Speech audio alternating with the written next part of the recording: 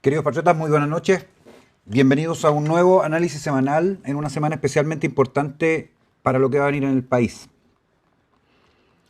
Primero que nada, quisiera enviarles condolencias y mis sentimientos a todas las familias que han tenido graves y serios problemas con la lluvia, un tema que en Chile es reiterativo y del cual en 200 años de república no se ha avanzado mucho, y que mientras no haya un gobierno que se haga cargo de las cuestiones fundamentales que hay que resolver allí, vamos a tener que seguir sistemáticamente sufriendo en el tiempo.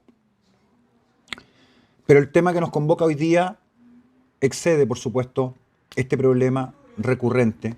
200 veces en 500 años Santiago se ha inundado por crecidas del río Mapocho y Maipo. 200 veces en 500 años. Si uno no aprende en 500 años que cada cierto tiempo va a llover y se van a inundar los mismos lugares que en 200 años se han inundado, es que no está aprendiendo nada.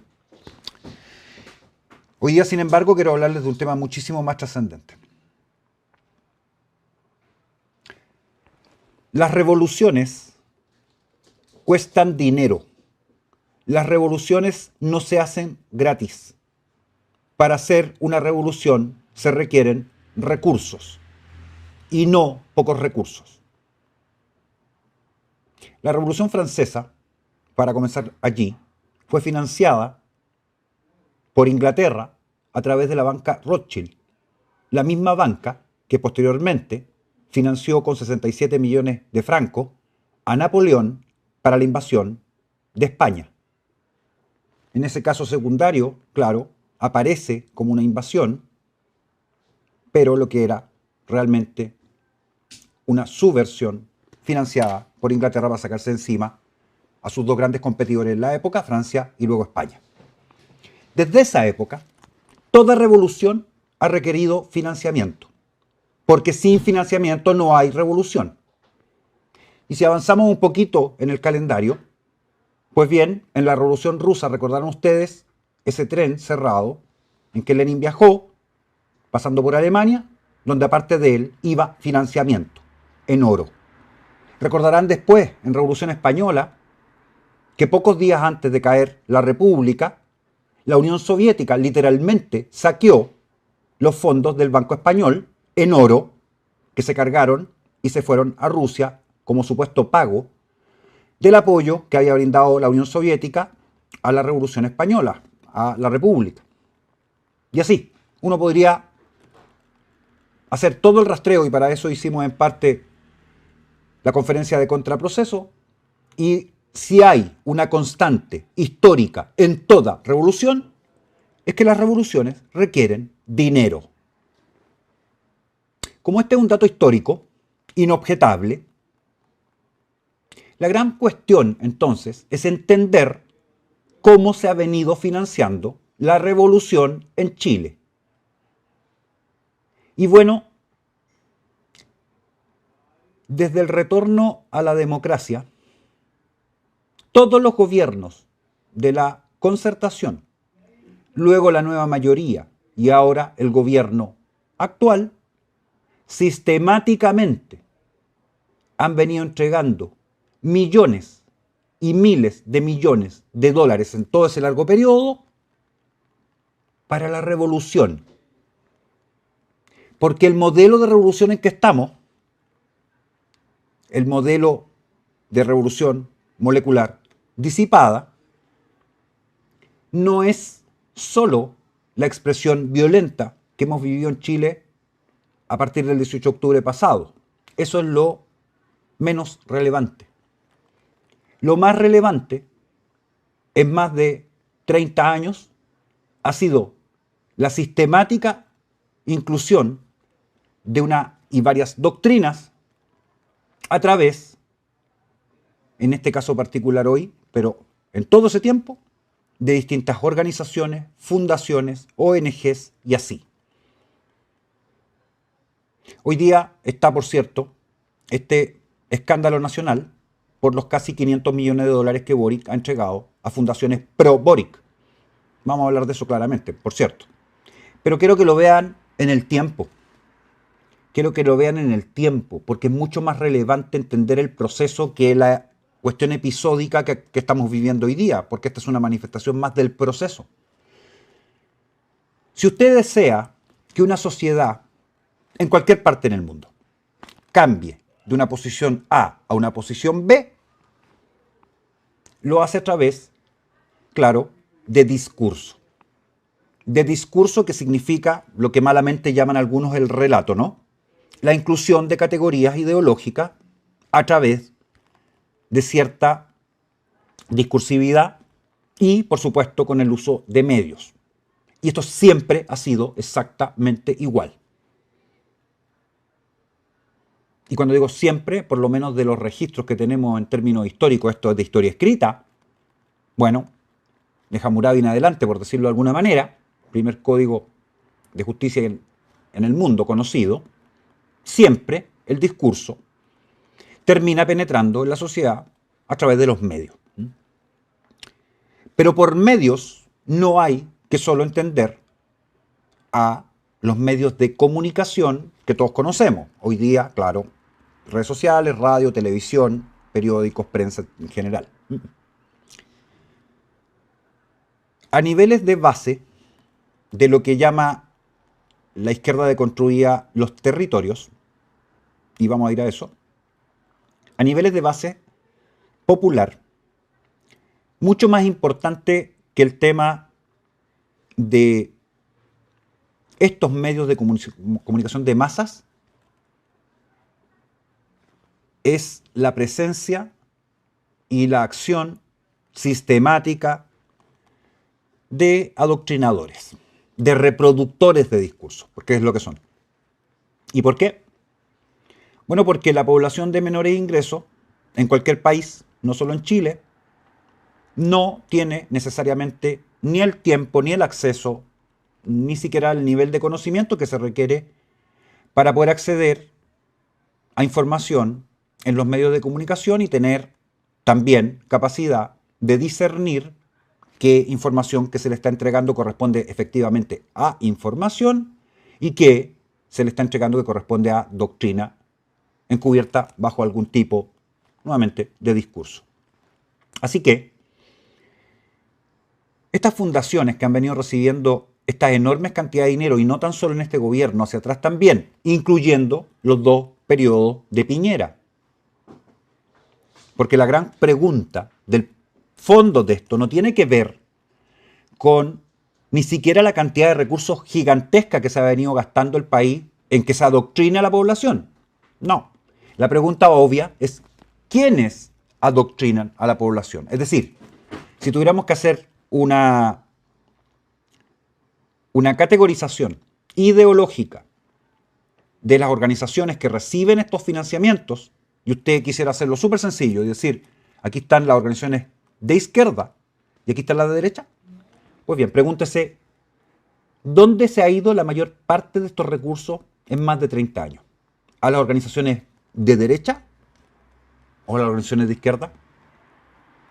Entonces, aquí hay una explicación fundante, basal, de por qué Chile está como está. Porque sistemáticamente el proceso revolucionario ha recibido recursos enormes salidos del erario nacional, gobierno tras gobierno. Esto no comenzó con Boric, tampoco con Piñera ni con Bachelet.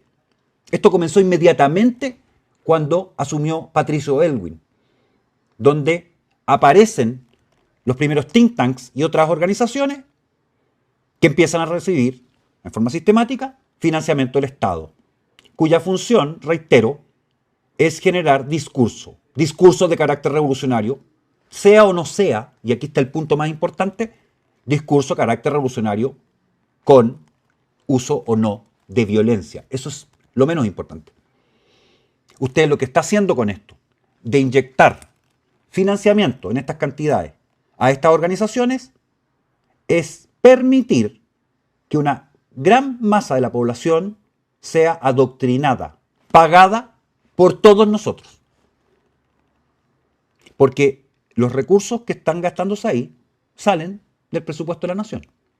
Es decir, de los impuestos de todos los chilenos.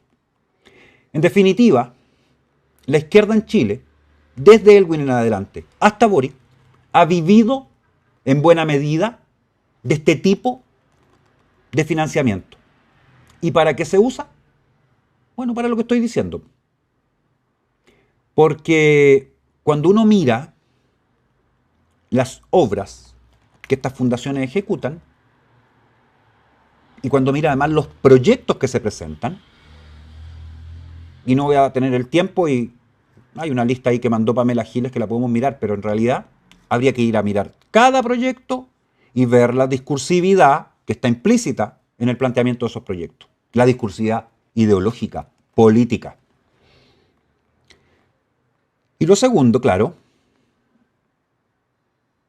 es que este gobierno que entra al poder y transfiere esta enorme cantidad de dinero, 475 millones de dólares, cerca de 500, y seguramente va a subir esta semana, más arriba todavía, lo hace con orgánicas que se crean ad hoc para estos fines. Es decir, no existían muchas de ellas con anterioridad, o mucha o demasiada anterioridad, a que el gobierno de Boric llegara al poder. Así que no hay que ser muy brillante para deducir lo que ya muchos están diciendo, de que este es un enorme fraude, claro, visto de solamente la perspectiva económica, lo es, pero más importante que eso.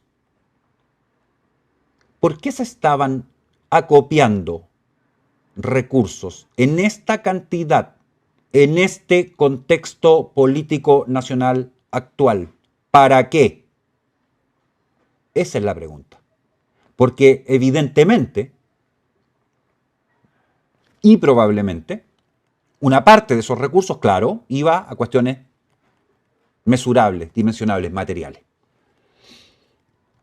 No sé, pues esos bidones gigantes de agua, con llaves, etcétera, cosas que han salido en la prensa. Eso se puede verificar.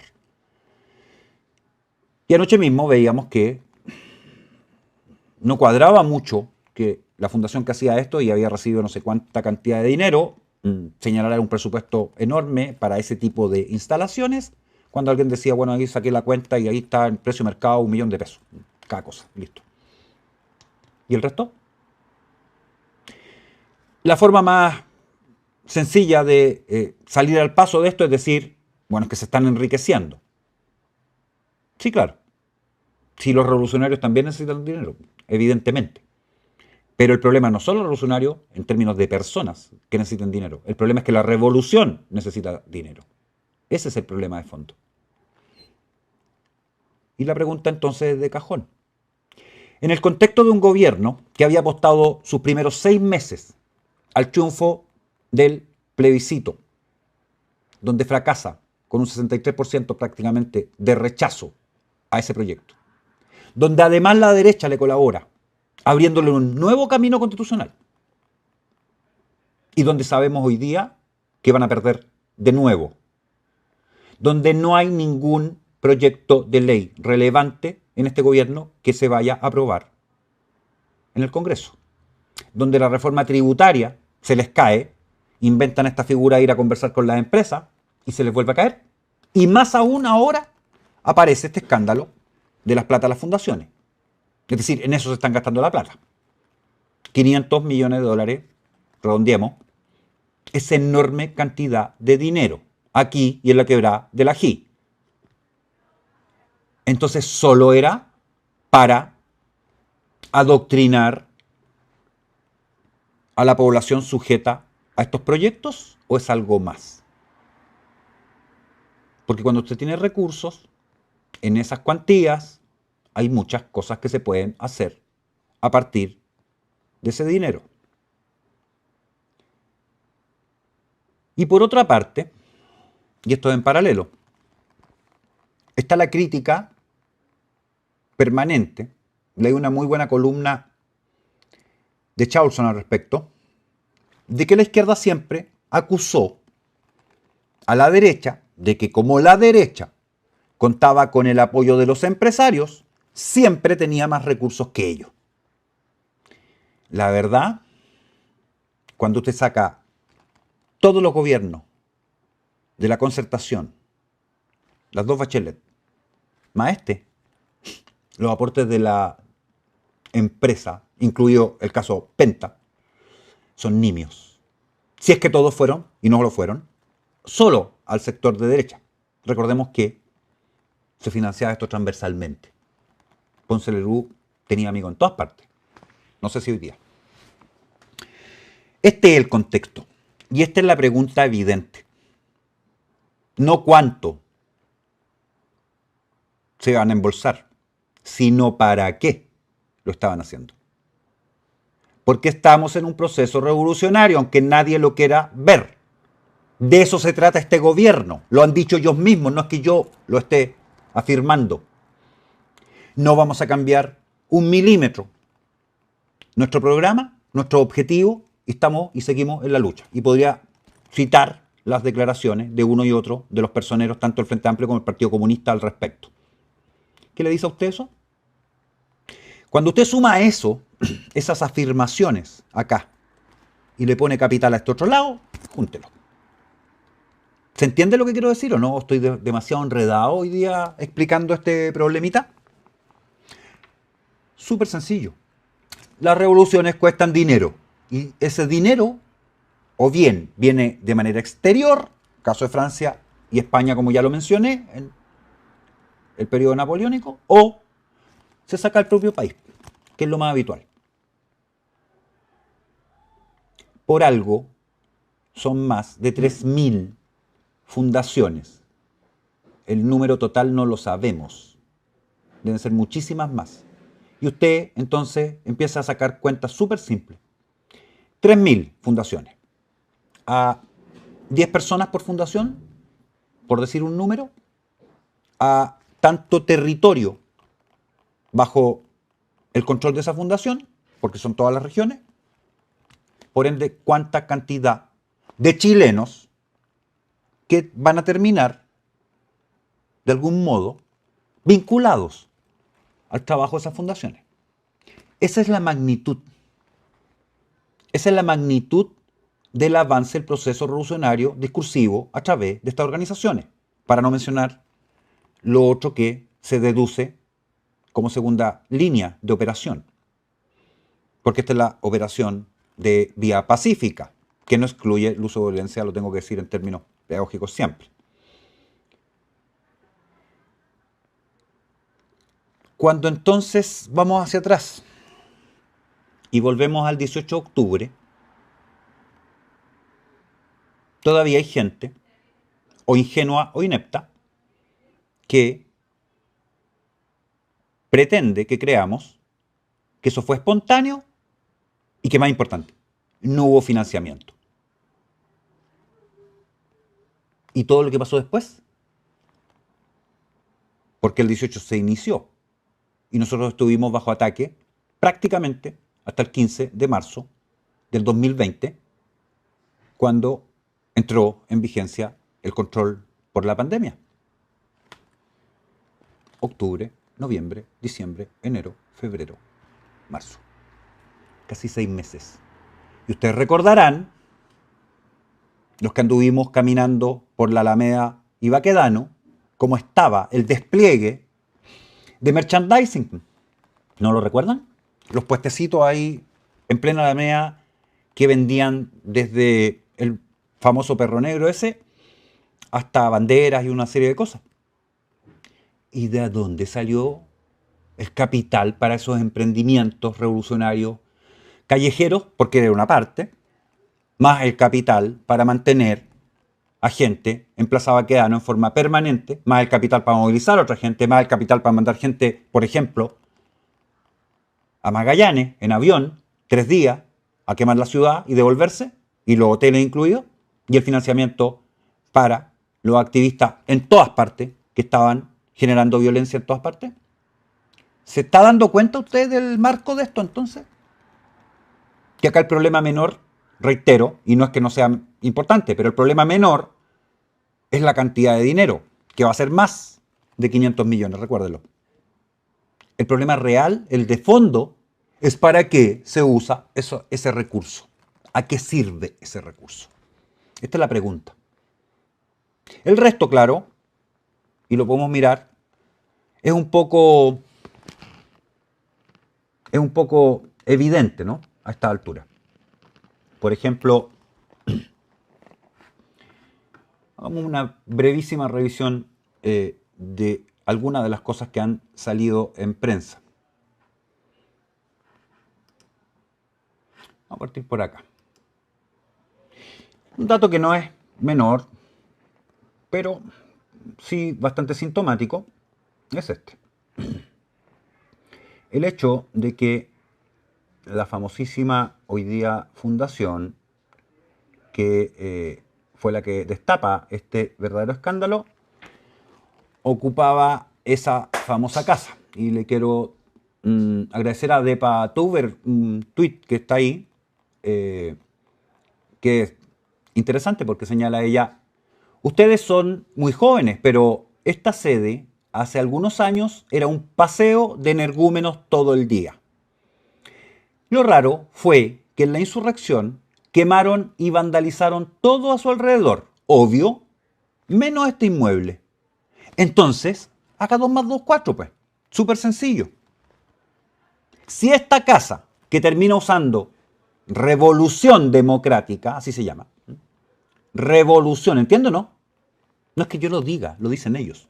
Bueno, Revolución Democrática, y que además la famosa Fundación ocupa también, ya venía siendo usada para fines insurreccionales desde el periodo del 18 de octubre en adelante. Y entiendo que la dueña de la casa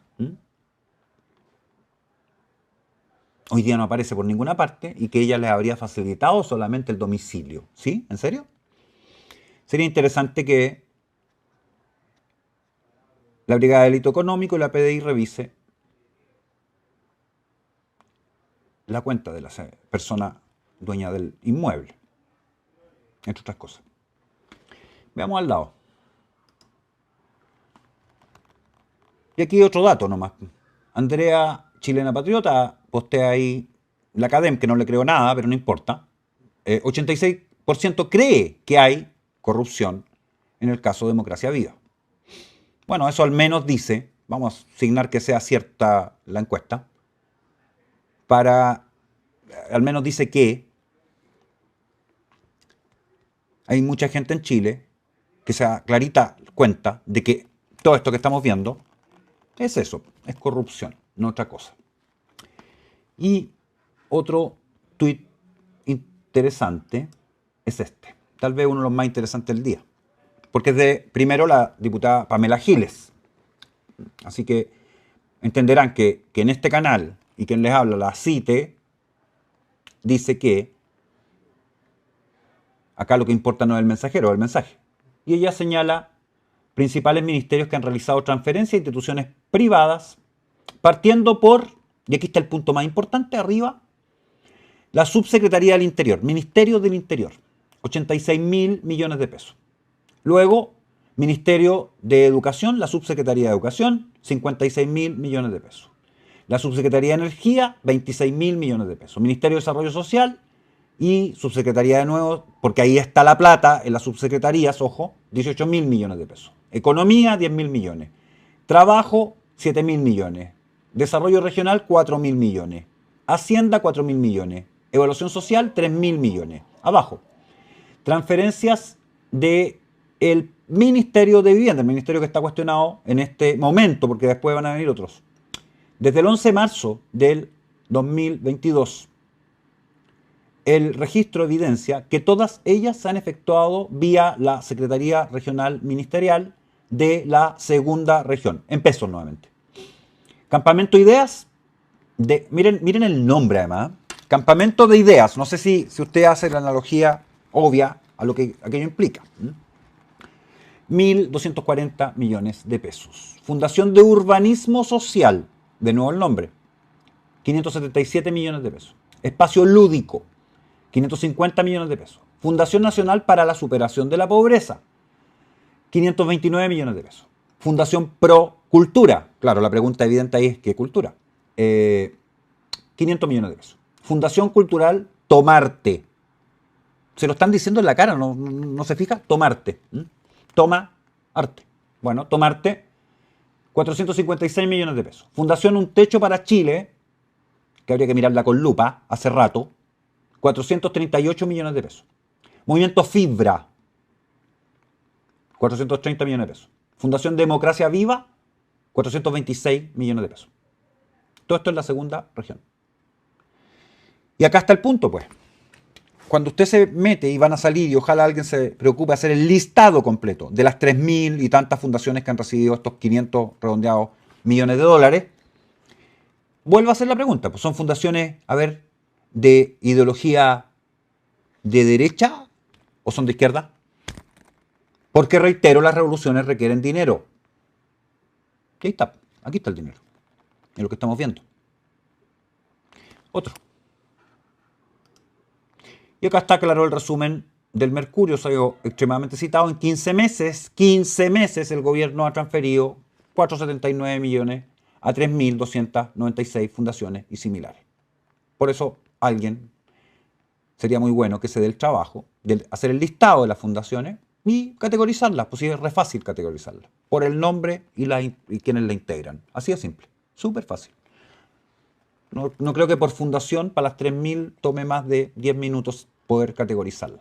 Y vamos a hacer el recuento. ¿Cuántas de esas fundaciones entonces? La pregunta debería ser al revés. ¿Cuántas de esas fundaciones no son fundaciones alineadas con la izquierda en Chile? Esa es la pregunta. Sigamos.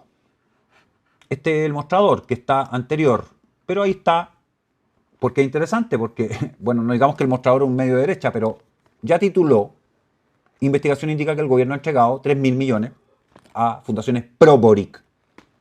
Está clarito, ¿no? Y miren acá, caso Democracia Viva, yo no pongo las manos al fuego por nadie. Esto salió en todas partes. No voy a entrar en análisis de la performance. Lo dije anoche en parte en el programa con Ángela Fimmel, a quien le mando saludos. Pero claramente esta performance de Boric, que es un intento de salvar su imagen, es de corto plazo. Esto va a terminar reventándole en la cara. Porque más temprano que tarde vamos a ver el vínculo que él y la gente que ha participado en estas fundaciones tienen. Cuando eso pase, lo vamos a ver un poquito más adelante. No obstante, tal vez lo más interesante es esto. Ahí me voy a cambiar de pantalla porque no se aprecia bien. Esto quizás es lo más interesante. Democracia Viva, como Daniel Andrade, Revolución Democrática, modificó los estatutos de la fundación para que su presidente pudiera leer dineros libremente. Bueno, en cualquier orgánica de este tipo, las fundaciones, corporaciones, etc., existe una directiva con atribuciones, responsabilidades e incluso penales. Y una de las partes más importantes de toda directiva es la tesorería. Presidente, secretario, tesorero, que son los tres cargos básicos en esta orgánica. Puede haber vicepresidente también, pero el cargo de mayor responsabilidad del punto de vista pecuniario es tesorería de la organización. Y ahí está cómo se modificaron los estatutos para que el presidente pudiera mover dinero libremente. ¿Se entiende o no? Entonces, habría que preguntar, aparte del enriquecimiento potencial personal de gente como Daniel Andrade, ¿a qué otras cosas se destinaron esos recursos? Porque ahora están diciendo, claro, que se va a hacer la revisión de cuentas de cada una de ellas. Y tendrán que demostrar en qué gastaron la plata, supongo, ¿no? Yo creo que la PDI va a tener un tremendo trabajo con esto. Enorme. Porque hay que hacer el seguimiento de cada peso que se entregó. Y eso implica respaldos en boletas, en facturas o en otros instrumentos de ese tipo que sean trazables. Y por ende, y esto lo anticipo simplemente, ¿qué pasa cuando no cuadre el presupuesto que se entregó con los gastos que se ejecutaron? Ahí está la pregunta. ¿Cuántos de estos, redondeo nuevamente, 500 millones de dólares son trazables en términos de gasto real?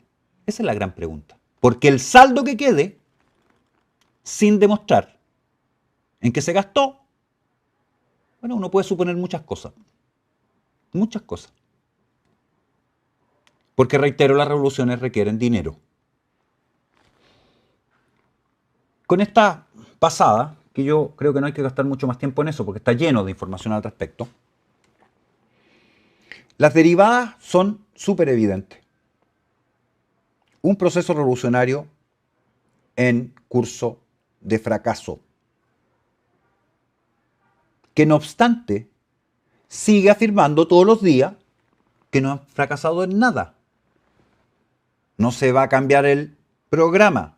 Seguimos los mismos principios. Vamos a seguir haciendo lo que estamos haciendo.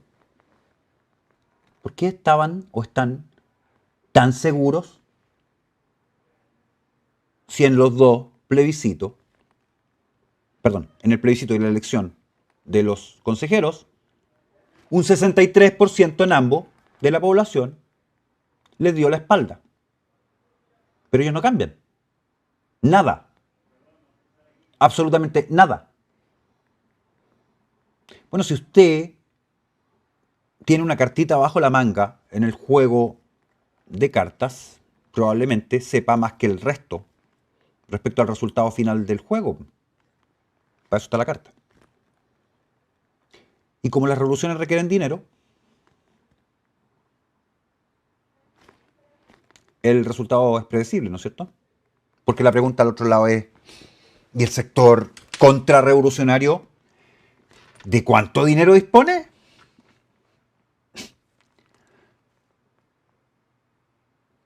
Voy a hacer una anécdota del rechazo 1.0, sin mencionar personajes, pero había, algunos se acuerdan, ¿no? Una de las orgánicas que se elaboró por el rechazo tempranamente, que habló en algún minuto de que habían logrado, tenían un presupuesto así del orden de, wow, era mucho dinero, $1.000.000. Y harto dinero. Pero la verdad es que eso fue una declaración nomás, porque cuando se sinceraron, el resumen es que no llegaban ni siquiera a los 100, 150 millones de pesos. Estas fundaciones, que además está el tema de retirar en parcialidades, las transferencias, digamos, en parcialidades, para que no superen la valla de transferencia que obliga a la Contraloría a estar mirando. Pues bien, en una sola de las transferencias, seguramente, había más dinero que todo el dinero, que todas las orgánicas que estuvimos por el rechazo, logramos alguna vez reunir hacia el primer plebiscito. En una transferencia a estas fundaciones que les mostré. Ese es el nivel de asimetría. Porque el contraproceso y la contrarrevolución también requiere recursos. El problema es que no los tiene.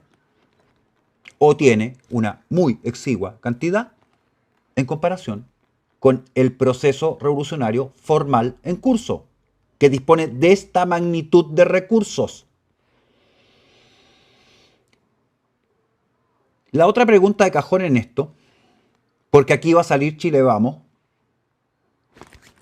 a lo Poncio Pilato lavándose las manos, acuérdense. Piñera entregó ciento y tantos millones, o algo así de dólares, 150 y tantos, o 200, da lo mismo. Bueno, vamos a mirar. ¿A quién se lo entregó de nuevo? Porque lo que uno debiera probar, o ellos debieran probar en realidad, para empatar, es que Piñera le entregó solo a fundaciones pro Piñera. Mi evaluación de eso es que si volvemos a hacer el análisis justamente en el periodo Piñera, en los dos incluso, de nuevo la izquierda se llevó la mayor parte de la torta. Porque la derecha no tiene este tipo de fundaciones. Tiene otras fundaciones que además, en general, no digo todas, no postulan ni participan habitualmente en estos programas de gobierno del que sea. Bueno, están hechas para eso. Habitualmente están financiadas por, claro, empresas o empresarios. que les importa ayudar a la fundación. Y como eso también requiere seguimiento, porque son fundaciones y corporaciones que están habitualmente ante el Ministerio de Justicia diseñadas, y aunque no lo fueran a nivel de municipios, si fuera más chiquitito, también se puede hacer la trazabilidad. Entonces, hagamos el trabajo. Vamos a mirar durante Piñera a dónde se fueron los recursos estos. ¿A qué tipo de fundación se fueron? ¿Con qué ideas? ¿Bajo qué prisma ideológico son esas fundaciones? Eso es lo importante. Y yo les voy a anticipar de que cuando miremos Piñera, Piñera financió la izquierda que terminó por casi derrocarlo. Se lo doy firmado. A través de este mecanismo. Así que este es un problema sistémico, estructural del país. Porque se proyecta transversalmente a la estructura y al aparato del Estado. Yo le he dicho N cantidad de veces, hay un paper publicado que se llama ¿Cuántos soviets hay en Chile? Búsquenlo, googleenlo, los que no lo tengan. Que el Estado de Chile, hoy día, está traspasado horizontalmente, el Estado vertical, jerárquico, con presidente y todos los cargos hacia abajo, está traspasado horizontalmente por estas llamadas organizaciones de la sociedad civil, que también reciben recursos del Estado. Ahora pregúntese usted, del 100% de las organizaciones de la sociedad civil que están integradas al Estado dentro del sistema de participación que se creó para esto, ¿cuántas son de izquierda y cuántas son de derecha? Siempre comento que cuando hice la investigación, esto fue el 2016 si no me equivoco, me sorprendió encontrar dentro de los representantes de la sociedad civil, del Consejo de la Sociedad Civil, del Ministerio de Defensa, a la Teletón. Y no es que tenga algo contra la Teletón, solo creo que la Teletón no tiene nada que hacer en el Consejo de la Sociedad Civil del Ministerio de Defensa. ¿Me sigue? No sé si está todavía. Hay que revisar, porque es público. Pero habría que ir a mirar eso también. Porque ¿sabe lo que significa? Estos son consejos. En ruso, consejo se dice soviet. Bueno, tenemos soviet en el interior del Estado. Consejos, que muchos de ellos no solo reciben financiamiento, además son autónomos. No hay control sobre ellos del Estado. Esto está en las bases. ¿Entienden el problema, no? La magnitud del problema. Entonces tiene dentro del Estado esta estructura paralela y fuera del Estado estas fundaciones y organizaciones que todos nosotros financiamos para que adoctrinen a los chilenos. Para eso sirven. Más allá de que hagan o no un estanque de agua. La derivada, evidentemente, de esto, que no la puedo probar y por ende solamente la puedo poner como escenario analítico, es que seguramente habrá una cantidad de recursos que no están destinados a las acciones propias de Vía Pacífica. ¿Sí me entiende? Así que le deseo mucho éxito a la Policía de Investigaciones, que se va a hacer cargo de esta investigación, a ver hasta dónde rastrean el dinero. Esa es la pregunta más interesante y más importante. De paso, solo comentarlo, porque ya ha sido ampliamente mencionado, en mayo pasado se elaboró un decreto que crea una comisión contra la desinformación. Esta es una iniciativa de Camila Vallejos, que nosotros en diciembre del año pasado habíamos denunciado, en realidad en noviembre, con la publicación de la lista negra del Partido Comunista. Lista de más o menos 50 comunicadores, entre los que estaba incluido yo y muchos otros, vayan a ver el programa, que terminaba con objetivos. Y dentro de los objetivos específicos estaba la creación de un organismo de control de la información a nivel nacional. En mayo, diciembre, enero, febrero, marzo, abril, mayo, en 5 meses, este decreto ya estaba listo y se publicó 2 semanas atrás. Bueno, por suerte, no sé hasta dónde va a durar, por suerte, tanto a nivel político formal, desde el Parlamento, como también a nivel general de los comunicadores, y esto es transversal, todo el mundo ha hablado en contra de ese proyecto y de ese decreto. Pero tampoco, hasta esta semana por lo menos, y lo vamos a ver, recuerden que estamos con el tema de la lluvia, que es un distractor, recuerden que está este otro tema mayor de las plata a la fundación, etcétera. Eso está pasando un poco bajo cuerda porque, claro, hay otras prioridades. La pregunta es, ¿el gobierno va a eliminar el decreto? Para nada. Lo único que pasó la semana que acaba de terminar es que reforzaron a esa comisión. Salieron a defenderla. Así que va a entrar en operaciones.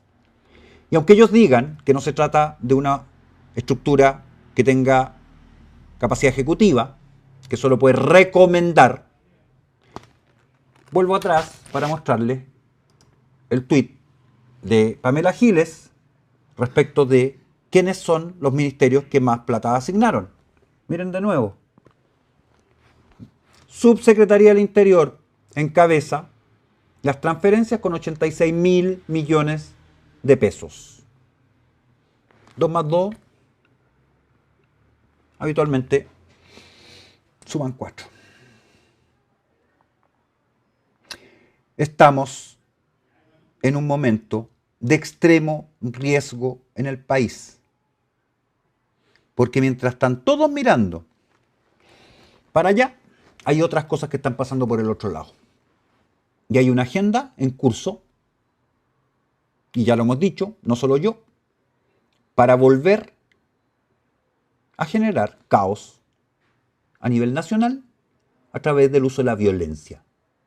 Eso es lo que está en las declaraciones de Marcel respecto a que si no se aprueba su pacto ahora tributario, va a ocurrir porque vendría un nuevo estallido. Eso es lo que el Partido Comunista ha dicho. Usted necesita elementos adicionales para llegar a la conclusión que es obvio que hay que llegar. Este proceso revolucionario está fracasado del punto de vista ideopolítico, pero no del punto de vista de su capacidad de operación. Eso sigue en curso, sin pausa ni tregua. 2 más 2 suelen ser 4. ¿Qué hay que hacer? Porque esa es la pregunta. Y hoy día, de organizar la defensa, porque ya no estamos en momentos de resistir, sino de defender. ¿Qué hacer? Esa es la pregunta. Hay 2 grandes líneas de acción que deben desarrollarse. La primera tiene que ver con el aparato institucional formal, esto es, el Congreso Nacional. Hoy día, en el Congreso, hay fuerza suficiente, si se la presiona y se la coacciona, para destituir a Gabriel Boric y terminar de una vez por todas con este desgobierno. Claro, eso no va a ocurrir solo. Solo va a ocurrir si la coacción, particularmente a Chile Vamos, pero también al Partido Republicano, es masiva, mayoritaria, contundente, sistemática y permanente. No va a ocurrir si simplemente seguimos en la lógica de esperar a que tomen alguna acción. No sirve. Hay que coaccionarlos. Esto es, forzarlos a tomar una posición. La segunda, que es más compleja, tiene que ver con nuestra propia capacidad de generar, a través de acumulación de fuerza, poder. Y acá quizá está el problema. Porque cuando hay gente que a lo único que se dedica es a denostar a cualquier otro que hace cosas, bueno, esa gente está sirviendo al proceso revolucionario y no tiene nada que hacer en el proceso contrarrevolucionario. El proceso contrarrevolucionario requiere unidad, no división. El proceso contrarrevolucionario requiere que todos los que están a favor de derrotar la revolución se sumen al contraproceso sin excluir ni exclusión de nadie, porque todos tienen función, no porque están aspirando a algún cargo. Y eso requiere que no haya algunos que se sienten superiores del punto de vista económico, social, intelectual, cultural, académico y no sé cuántos títulos respecto a los demás. Porque le prometo que cualquiera de esos metidos en un contraproceso formal van a ser los primeros que arranquen. Esos que no tienen calle. Así que, si hay una función relevante que cumplir en este minuto, es excluir y sacar a todos los elementos que provocan división, desunión y atacan o denostan a otros grupos, personas, acciones que están en contraproceso. Es básico. Usted no puede estar a la vez defendiéndose contra el enemigo principal y recibiendo fuego amigo. No se puede. Porque usted está mirando para allá y le están llegando los balazos por la espalda. Tan simple como eso. Entonces, hagamos el trabajo primero de limpiar al interior del contraproceso a todos aquellos elementos que lo único que hacen es sembrar dudas, generar discordia, excluir o tratar de cancelar a otros y así. Esto es básico, primario. Y si quiere hacer algo entonces, respecto de esto, bueno, parta por usted mismo, todos los que están ahí en el chat, denunciar, bloquear y eliminar a cualquiera que actúa de esta manera. Y todos entenderán de qué estoy hablando. Lo segundo, por supuesto, es que se requiere un instrumento político. Bueno, estamos a punto de tener ese instrumento. Falta muy poco. Estamos hablando de semanas. El instrumento ya se hizo. Falta únicamente su formalización. Sin ese instrumento, yo no estaría hoy día en condición de decirle a ustedes, a todos, que esta es la vía y el camino. ¿Por qué? Porque para generar defensa, usted requiere tener defensas. ¿Y qué implica desde el punto de vista institucional y político formal? Una herramienta política formal para defender lo que tenemos que defender. Ahora eso va a existir, porque ya existe. Reitero, falta la formalización. Es un problema burocrático, no otra cosa. Y esto está pensado no como un proyecto del punto de vista político-institucional para, comillas, obtener cargo y no sé, influir. No. En absoluto. Esto se diseñó para derrotar la revolución en curso y es lo que va a hacer en el aspecto político formal. Ahí hay una diferencia radical con otros proyectos que también son valiosos y válidos y legítimos, cuyo fin y objeto es, por cierto, sumarse en parte al contraproceso con una mirada tal vez más contingente. Lo que nosotros estamos haciendo es trascendente, es de mediano y largo plazo, porque si no, no tiene ningún sentido hacerlo. Entiéndalo, ellos han demorado más de 30 años en llegar a embolsarse 500 millones de dólares en 3.000 o 4.000 o no sé cuántas van a ser, fundaciones. Y durante todo ese tiempo, además, estuvieron siendo financiados por el Estado. Imagínense el problema que tenemos en las manos. Porque hay que derrotar no tan solo a este gobierno, no tan solo al Partido Comunista, no tan solo al proceso mismo revolucionario, sino a todo el daño que le han hecho al país adoctrinando a nuestra gente durante más de 30 años. Ese es el problema fundamental. Eso es de lo que tenemos que hacernos cargo. Un contraproceso es un contradiscurso. Y un contradiscurso en Chile significa hoy día que si en este momento este desgobierno todavía tiene nominalmente un 20 y tanto por ciento de aprobación, en el futuro debiese llegar a 0. Y la izquierda en Chile debiese llegar a 0. Eso es un contraproceso. Y esa es la misión y la función del instrumento que creamos para llevarlo a cabo. Y es lo que vamos a hacer. Así que, por ahora, el llamado súper sencillo del punto de vista práctico. Vienen fechas tremendamente relevantes desde el punto de vista de movilización. Y la más significativa que vamos a tener antes del plebiscito es el 11 de septiembre próximo. Así que yo voy a hacer un llamado a todos los patriotas de Chile para que el 11 de septiembre demostremos en la calle que somos la mayoría del país, que no nos van a derrotar y que ya perdieron. Porque Chile es mucho más que todo ello. Queridos patriotas, muchas gracias. Nos vemos el próximo domingo. Que estén muy bien. RST Chile, Radio y Televisión Santiago de Chile, presentó Análisis Semanal, un programa de conversación y debate conducido por Alexis López Tapia y con la destacada participación de invitados especiales.